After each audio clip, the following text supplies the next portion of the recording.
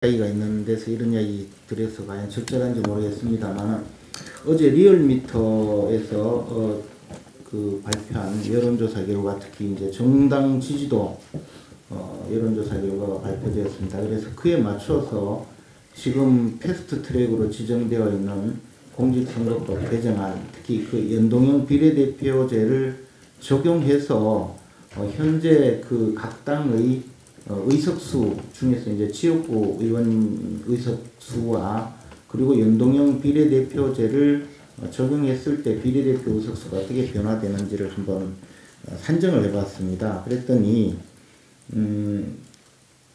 우리 자유한국당은 26석을 얻게 되고, 더불어민주당은 22석, 바른미래당은 2석, 민주평화당은 1석, 정의당은 16석을 얻게 됩니다. 그런데 특징이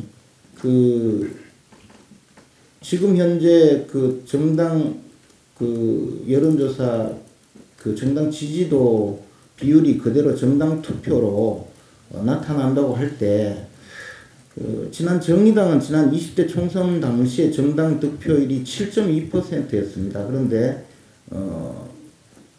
어제 정당 지지도 8.4%로 산정했을 때, 즉 1.2% 증가가 되었는데 의석수는 3배가 올라서 비례대표가 12석이 됩니다. 즉 4석을 얻던 정당이 12석이라는 그런 불로소득을 얻게 되고, 나머지 정당은 전체적으로 전부 의석수가 줄어들게 됩니다. 그래서 우리 당은 현재 산정에서 114석에서 112석으로 줄고, 더불어민주당은 128석에서 124석, 그리고 바른미래당은 28석에서 15석, 그렇게 13석이 줄어들고, 민주평화당은 14석에서 13석, 1석이 줄어들고, 정의당은 현재 6석에서 18석, 12석이 늘어납니다. 역시 총 전체 3배가 늘어납니다. 이것은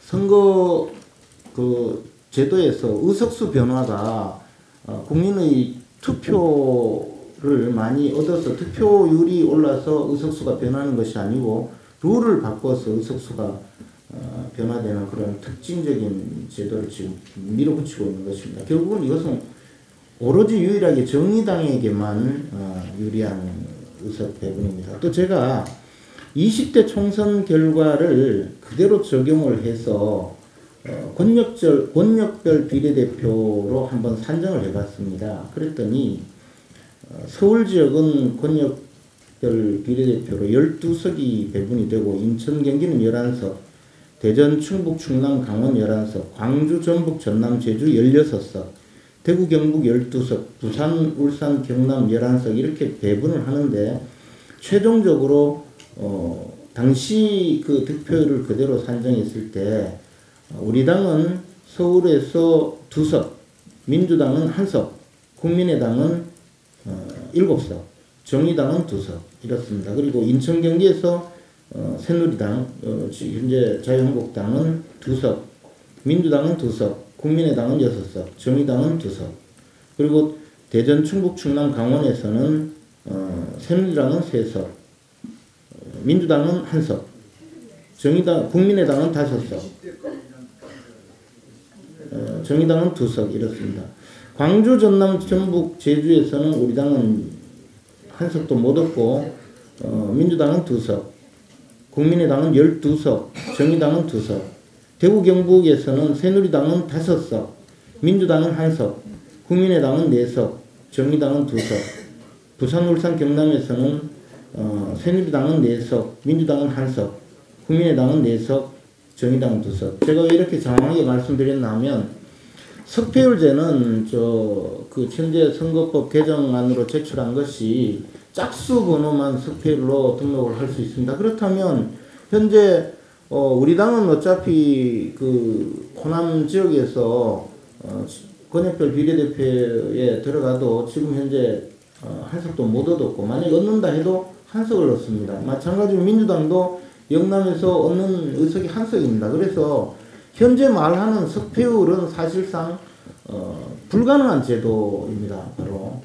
그리고 두 번째는 권역별 비례대표제를 한다고 하면서 그 권역별 비례대표로 등록하는 후보자는 지역과 아무 관계없이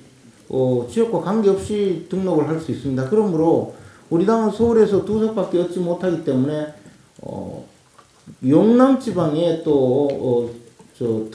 전부 다 등록을 해야 되는 것입니다. 그렇다면 지금 말하는 지역 대표성을 권역별 비례대표로 구하겠다라고 하는 것은 애당초 불가능한 이야기가 됩니다. 그래서 제가 이런 여러 가지 문제에 대해서 보도자료를 제출을 했는데 원내대표께서 또 한번 보고를 하라고 해서 말씀드렸습니다.